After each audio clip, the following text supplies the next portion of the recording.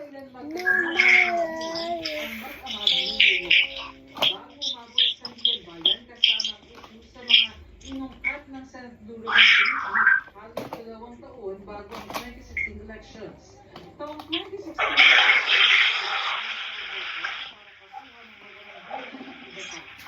matapos ang mahigit 9 na taon natulukan na sa korteng ito, ang korteng patong My own house and this is my own house to mama.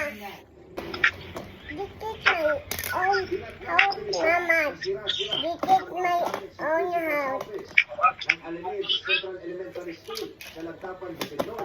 Pasado alas 10 ng gabi itong Lunes. Ito ang My own house, mama. may nakahandusay na bangkay ng isang 14 anyos. Yan. Ang kalibre 38 revolver. It's a window. Nahuli niyang Mama. pinauban na dinatilyo ang Eh. No. Pato.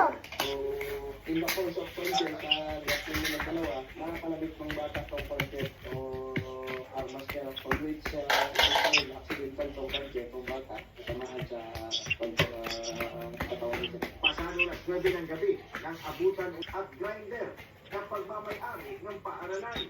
Pansamantalang kinustudiya sa Lagtapan Municipal Police Station ang katiwala. Pero pinakawalan ng hindi nagsampa ng kaso ang pamilya ng binatilyo. Gayunman, ayon sa pulisya, nagsabi ang pamilya ng posibleng pagsasampa ng asunto sa katiwala pagsalipin sa binatilyo. Sinusubukan pa ng GMA Regional TV na makuhanan ng pahayag ng pamilya ng minoridad kabilang ang katiwala. Ayon naman sa paaralan, ito ang unang pagkakataon na nagnakaw ang otoridad.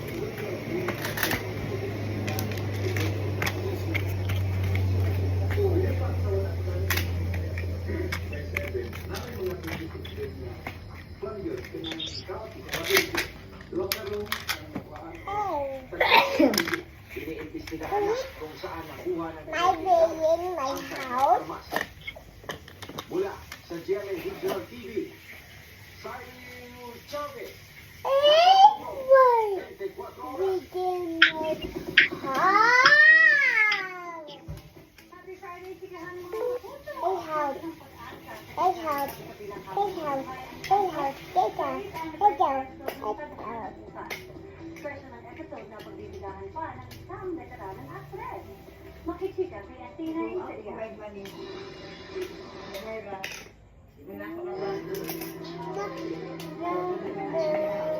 Sa ikawalong taon ng drama anthology na Tadhana, tampok ang buhay ng mga overseas Filipino workers o mga isang pinariyan ng veteranang actress. It's a pleasure and an honor to be guested on their 8th anniversary. I'm also very happy to be reunited with Direct Lato. Sharing by shares, ikot ang istorya sa Okay, dapat din kang mawawala ng pag-asa kahit gano'ng kahirap sa buhay. Gaganap bilang anak ni Sharon Alcea Ablan.